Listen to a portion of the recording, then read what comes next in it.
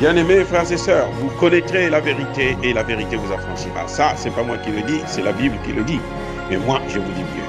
Vous connaîtrez la vérité historique, notamment celle de vos ancêtres kémites, et vous aurez une vision globale de ce que c'est que la vraie souveraineté politique. J'ajoute, vous reviendrez à la spiritualité africaine ancestrale et vous comprendrez les enjeux de l'indépendance économique.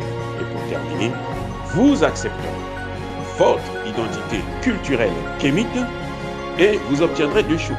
La première, c'est la paix. La seconde, c'est le développement, à une condition. L'unité de toute l'Afrique noire, l'unité de tous les Noirs du monde entier. Otep à tous, bienvenue sur la chaîne des panafricanistes, par essence, par conviction et par excellence. Celle des citoyens kémites par nécessité et obligation de combat. Nous sommes une chaîne qui n'est guidée que par nos ancêtres, et rien que par les ancêtres qui appartiennent à l'égrégore du monde noir. Par conséquent, nous ne croyons en aucun Dieu venu de l'étranger.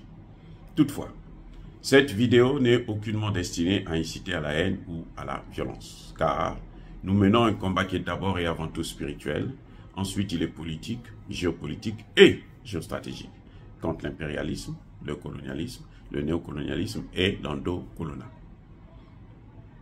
qui sont tous des crimes contre l'humanité. Nous menons ce combat sur la base du principe fondamental que nous avons hérité de nos ancêtres kémites, qui est celui de la Mahat, c'est-à-dire solidarité, vérité et justice.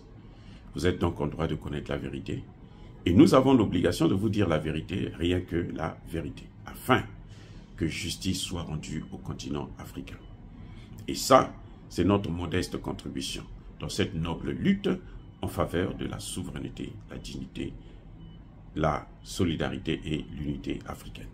Ça, c'est ce que nous appelons le panafricanisme. Bien-aimés frères et sœurs, j'entends ici et là des voix qui s'élèvent pour dire que, pour demander au nouveau président burkinabé, le capitaine Ibrahim Traoré, de rencontrer les ambassadeurs de France, d'Angleterre, d'Allemagne, en tout cas des pays occidentaux, pour leur garantir, prendre des garanties vis-à-vis de protection de leurs intérêts. Moi, je m'insurge, je me pose en faux sur cette hypothèse. Je ne vois aucune opportunité à rencontrer les ambassadeurs de France, qu'ils soient des États-Unis, qu'ils soient de... Ce n'est pas le travail d'un nouveau président qui vient au pouvoir. Je répète, les priorités de Traoré, c'est le peuple, ce n'est pas la communauté internationale. Ce peuple qui est en train de souffrir, qui est en train de mourir, ça se fait sous les yeux de cette même communauté dite internationale. Parce que la communauté internationale, en fait, c'est pas nous. Hein. Nous, l'Afrique, là, on ne fait pas partie.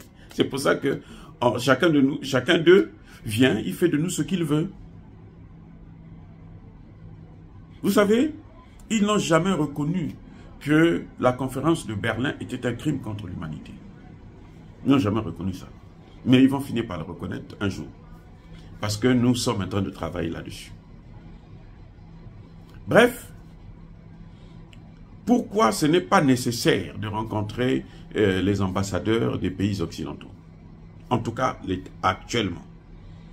Je ne demande pas qu'on les expulse tous. Il y a un qu'il faut expulser, c'est Alad qui a sali le peuple burkinabé, qui a raconté n'importe quoi au peuple burkinabé, et les Burkinabés ont demandé son départ. Si Emmanuel Macron était un peu sensé, était un peu intelligent, il aurait pu, à la rigueur, changer cet ambassadeur, mettre quelqu'un d'autre. On pouvait l'envoyer dans un autre pays africain, continuer à faire son cinéma et commettre ses crimes.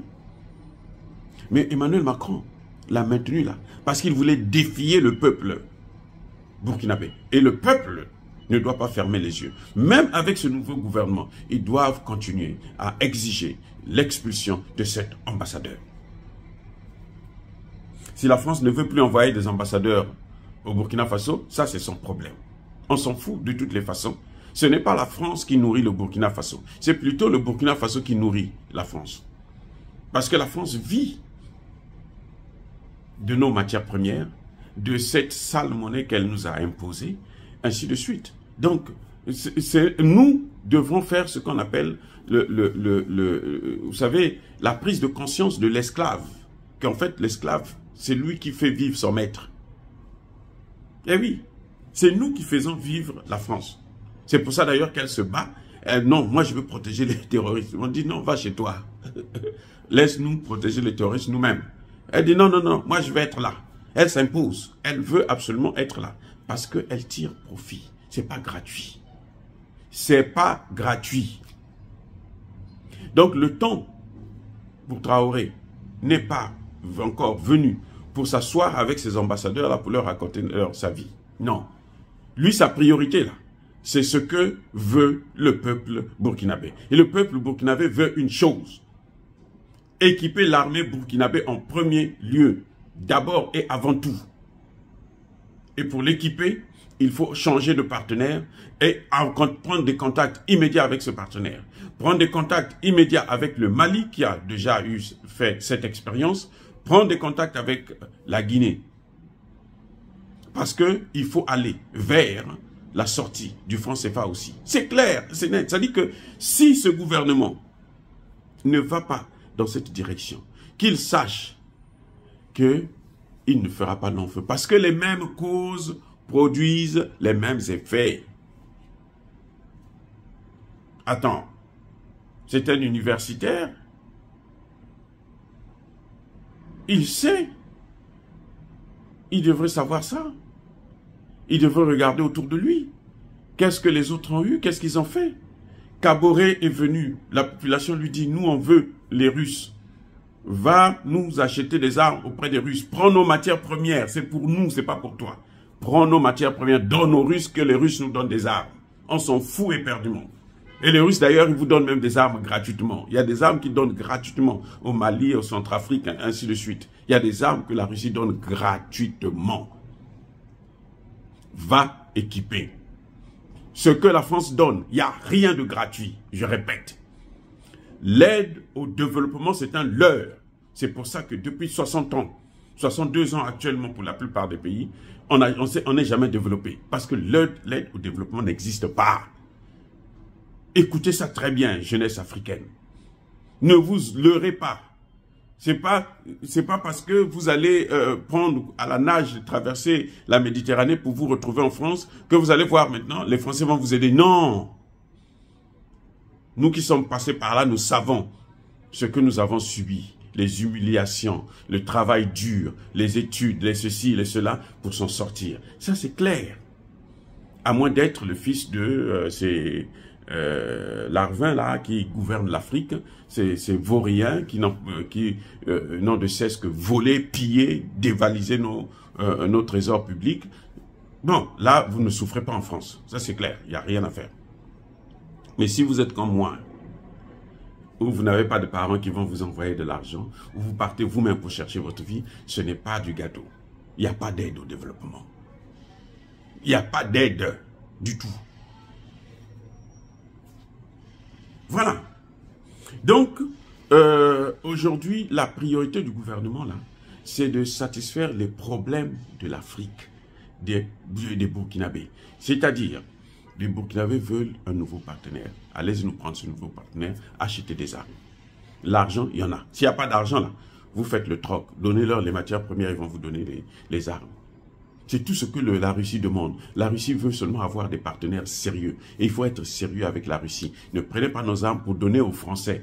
Venez demander aux Français, venez nous montrer comment on utilise ces armes. Parce que ce n'est pas leurs armes. C'est des Russes. Donc appelez les Russes. Eux-mêmes, ils vont venir vous former. Ils vont former les jeunes. Et puis, on mène le combat. La sécurité reste la priorité. Ce n'est ni la CEDEAO, ni les ambassadeurs de machin. Ça, ce n'est pas la priorité. Le gouvernement, le président a déjà dit que je veux respecter les droits de l'homme, je veux respecter les engagements de la CEDEAO. Oui, c'est fini, avec le contrat est fini là. Ils n'ont pas de raison pour prendre des sanctions vis-à-vis de ce gouvernement. Il n'y a aucune raison. Si vous voyez, s'ils prennent des sanctions là, ça va être parce que on change de partenaire. C'est tout ce qui va les pousser à prendre des sanctions. Et n'oubliez pas, Monsieur Traoré, n'oubliez pas que Damiba n'est pas parti au Togo pour aller dormir. Damiba est au Togo là pour se préparer pour une éventuelle riposte. Parce que Damiba avait déjà pris les engagements. C'est ça qui l'a fait couler. Donc vous aussi, si vous voulez réussir, sachez-le. Respectez vos engagements vis-à-vis de la population, pas vis-à-vis de la France. Abou, Apia. Je dis encore une fois de plus, soyez bénis par le Dieu des Kémites. J'ai dit et j'assume.